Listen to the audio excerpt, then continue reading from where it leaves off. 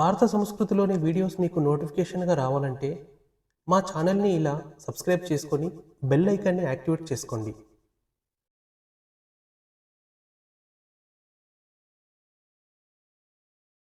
నమస్తే, భారత సంస్కృతికి స్వాగతం. 10 ఏళ్లుగా అధికారానికి దూరంగా ఉన్న కాంగ్రెస్ పార్టీ ఈసారి ఎలాగైనా సరే ఏం చేసైనా సరే అధికారంలోకి రావాలని విశ్వ ప్రయత్నాలు చేస్తుంది. దానికోసం ప్రజల్లో ఒక విధమైన కన్ఫ్యూజన్ కథనాలు ప్రచారం చేస్తూ ప్రజల నుండి చివరికి చీత్కారాలు అసహ్యాన్ని మూటకట్టుకుని మూల్యం చెల్లించడానికి సిద్ధంగా తయారవుతుంది కాంగ్రెస్ పార్టీ. అయితే ప్రజల్లో విశ్వసనీయత కోల్పోయిన కాంగ్రెస్ పార్టీకి తాము చేస్తున్న ప్రచారానికి ప్రజల నుండి వారు ఎదుర్కొంటున్న చీత్కారాలు చూసి తమపై ప్రజలకు కలిగిన అసహ్యాన్ని చూసి గందరగోళంలో పడిపోయారు. ఇప్పటికిప్పుడు తమ నిజాయితీని, తమ పార్టీ నిజాయితీని నిరూపించుకోవడం అసాధ్యం. ఎందుకంటే కాంగ్రెస్ అంటే స్కామ్, స్కామ్ అంటే కాంగ్రెస్ అని, కాంగ్రెస్ ఒక ముస్లిం పక్షపాత పార్టీ అని, హిందువుల నాశనం కోరే పార్టీ అని విశ్లేషకుల వాదన. కాంగ్రెస్ పార్టీ కేవలం ముస్లింల అభ్యున్నత కొరకు మాత్రమే పనిచేసే పార్టీ అన్నట్లుగా నడుచుకునే తీరును, పార్టీ నాయకుల తీరును ప్రజలు చూసి కాంగ్రెస్ పార్టీ అంటేనే కంపరంగా భావిస్తున్నారని విశ్లేషకులు చెబుతున్నారు. కాబట్టి తమ పార్టీకి దక్కని ప్రజాదరణ బీజేపీ పార్టీకి దక్కకూడదని అసత్య అస్త్రాలతో బీజేపీపై విరుచుకుపడుతూ ప్రజలలో ఒక విధమైన కన్ఫ్యూజన్ క్రియేట్ చేయడానికి గాను ఫేక్ వీడియోలు తయారు చేసే పనిలో నిమగ్నమయ్యారు కాంగ్రెస్ వారని విశ్లేషకులు వాదిస్తున్నారు.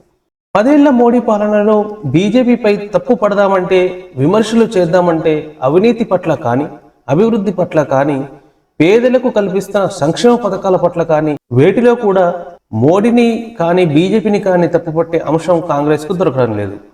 మోదీ గారు, వారి ప్రభుత్వం 10 ఏళ్లుగా ఎంత నిజాయితీతో, ఎంత నిబద్ధతతో పాలించారో ప్రజలు ప్రత్యక్షంగా చూశారు. అందుకే బీజేపీని, మోడీ గారిని ప్రజలు ప్రశంసిస్తున్నారు, వారి పల్లకి మోస్తున్నారు. ఏకదాటిగా ప్రజలు ముక్తకంఠంతో చెబుతున్న మాట అబ్ కీ బార్ 400 పార్ అని. కాబట్టి ఇదంతా చూస్తున్న కాంగ్రెస్కు కళ్ళు ఒళ్ళు కడుపు మండిపోతూ ఎలాగైనా సరే మోడీ పరువు తీయాలని, బీజేపీ పరువు తీయాలని చెప్పి అబద్ధాలనే అస్త్రాలుగా చేసుకొని బీజేపీ పైన, మోడీ పైన బురద చల్లే ప్రయత్నం ముమ్మరంగా చేస్తుందని ప్రజలు వాదిస్తున్నారు. కాంగ్రెస్ అనుకూల కమ్యూనిస్టు భావజాల లుటియన్ మీడియా సహాయంతో, కాంగ్రెస్ అనుకూల స్వయం ప్రకటిత మేధావుల ముసుగులో ఉన్న కుహనావాదుల సహాయంతో, కాంగ్రెస్ విధించిన ఎంగిలి మెతుకుల కోసం పనిచేస్తూ తప్పుడు కథనాలను ప్రజల్లోకి తీసుకెళ్తూ జర్నలిస్టు ముసుగులో చలామణి అవుతున్న కొందరు బొకడాగళ్ల సహాయంతో బీజేపీపై అబద్ధాల ప్రచారం జోరుగా చేస్తుందని ప్రజలు వాదిస్తున్నారు. చిట్ట చివరగా ఆర్ఎస్ఎస్ అనే ఒక స్వతంత్ర ప్రజాసేవక, దేశసేవక సంస్థకు రాజకీయ రంగు, మత రంగు పులుముతూ దానిపై కూడా బురద చల్లే మరియు దాని విశ్వసనీయతను తగ్గించే పనిని కాంగ్రెస్ ముమ్మరంగా చేస్తుందని ప్రజలు వాదిస్తున్నారు. అంతేకాదు బీజేపీ, ఆర్ఎస్ఎస్లు ముస్లింలకు వ్యతిరేకమని, ఎస్సీ ఎస్టీ ఓబీసీలకు వ్యతిరేకమని, మళ్ళీ బీజేపీ అధికారంలోకి వస్తే రాజ్యాంగాన్ని మార్చేస్తారని, దేశాన్ని నాశనం చేస్తారని, ముస్లింలను ఈ దేశం నుండి వెళ్ళగొడతారని, ఈ దేశాన్ని హిందూ దేశంగా మారుస్తారని లేని అబద్ధాలను ప్రచారం చేస్తూ ప్రజలలో ఒక విధమైన అభద్రతా భావాన్ని కలిగించే పనిని కాంగ్రెస్ చేస్తుందని ప్రజలు వాదిస్తున్నారు. కాంగ్రెస్ చేస్తున్న అబద్ధాలను ప్రజలెవరూ నమ్మడం లేదు. కానీ ఒక అబద్ధాన్ని పదే చెప్పడం వలన అది నిజమవుతుందన్న నానుడిని నమ్ముకున్న కాంగ్రెస్ ఇలా అబద్ధాలను తీవ్రంగా పదే ప్రచారం చేస్తుందని విశ్లేషకులు చెబుతున్నారు. ఇది ఇలా ఉండగా తెలంగాణ కాంగ్రెస్ పార్టీ ముఖ్యమంత్రి గారిని ఫేక్ వీడియోల స్ప్రెడ్డింగ్ లో భాగంగా వారిని ఢిల్లీకి విచారణ కోసం పిలవడం అంటే కాంగ్రెస్ ఎంత దిగజారి అబద్ధాలను ప్రచారం చేస్తుందో అర్థం చేసుకోవాలని విశ్లేషకులు వాదిస్తున్నారు. కాబట్టి ముఖ్యమంత్రి స్థాయి పెద్ద మనుషులు కూడా విచక్షణను వదిలి తమ పార్టీకి గెలవాలని స్వార్థంతో ఇలా అబద్ధాలను ప్రచారం చేయడాన్ని చూసి దేశ ప్రజలకు బహిరంగంగా క్షమాపణ చెప్పాలని ప్రజలు డిమాండ్ చేస్తున్నారు. దేశ పరిపాలనను, శిక్షా స్మృతిని ప్రతిబింబిస్తూ దేశానికే మకుటాయమానంగా ఉన్న రాజ్యాంగాన్ని మేము మనసా వాచా కర్మన గౌరవిస్తామని, కలలో కూడా దాన్ని అగౌరవపరిచే పనిని తాము చేయమని, రాజ్యాంగబద్ధమైన సవరణలు తప్ప ఎమర్జెన్సీ టైంలో కాంగ్రెస్ అడ్డదారిలో మార్చినట్లుగా తాము మార్చి రాజ్యాంగాన్ని, దేశ ప్రజలను అవమానించమని, రాజ్యాంగ విరుద్ధమైన పనులు చేయమని సవివరంగా తెలియజేశారు మోడీ, అమిత్ షా తదితర నాయకులు. కాబట్టి రాజ్యాంగం మారుస్తారు అన్నది శుద్ధ అబద్ధమని తేలిపోయింది. మోడీ గారు ఒక ప్రసంగంలో ఇలా చెప్పారు, తాను బ్రతికి ఉన్నంతకాలం రాజ్యాంగం మార్చేది లేదని, ఈ దేశం రాజ్యాంగబద్ధంగానే నడుస్తుందని వారు చాలా ఉద్వేగభరితంగా చెప్పారు.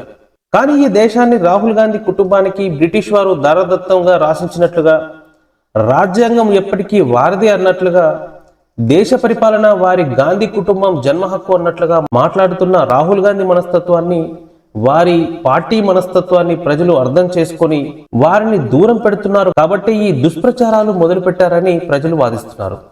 కాబట్టి రానున్న పార్లమెంట్ ఎన్నికల్లో బీజేపీ పార్టీ దేశవ్యాప్తంగా అధికంగా 400కు పైగా సీట్లు గెలవనుందని, తెలంగాణలో 15కు పైగా స్థానాలలో కాషాయ జెండా ఎగరవేయనుందని విశ్లేషకులు వాదిస్తున్నారు.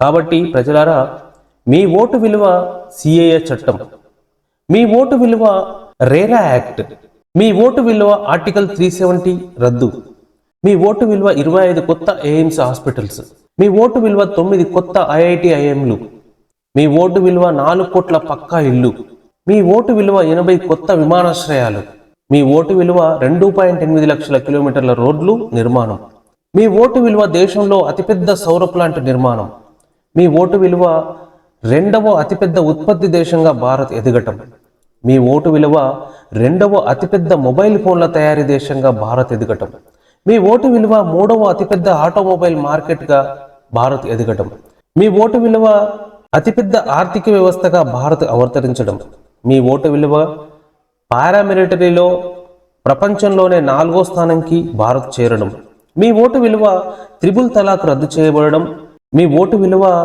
రామ మందిర నిర్మాణ కళ నెరవేరడం, మీ ఓటు విలువ మహిళలకు 33% రిజర్వేషన్ కల్పించబడడం. ఇలా మీరు 2014, 2019లలో బీజేపీకి వేసిన ఓటు ఇవన్నీ సాధించాయి. మరి 2024లో మరోసారి బీజేపీకి ఓటు వేసి చూడండి, భారత్ ఒక విశ్వగురువుగా ఎదుగుతుంది, దేశం హిందూ రాష్ట్రంగా మారుతుంది, దేశంలో ఎన్ఆర్సీ వలన, ఎన్పిఆర్ వలన అక్రమార్కుల చెత్త ఊడ్చబడుతుంది, దేశ ఆర్థిక స్థితి 3వ స్థానంకు చేర్చబడుతుంది, భారత్ అంతరిక్షంలో కానీ ప్రపంచంలో కానీ తిరుగులేని శక్తిగా మారుతుంది. కాబట్టి ప్రజలారా, ఇప్పుడు కాంగ్రెస్ పార్టీ చేస్తున్న అబద్ధపు ప్రచారాలను పక్కన పెట్టేయండి. సమర్థవంతమైన మోడీ ప్రభుత్వాన్ని మళ్ళీ గెలిపించండి.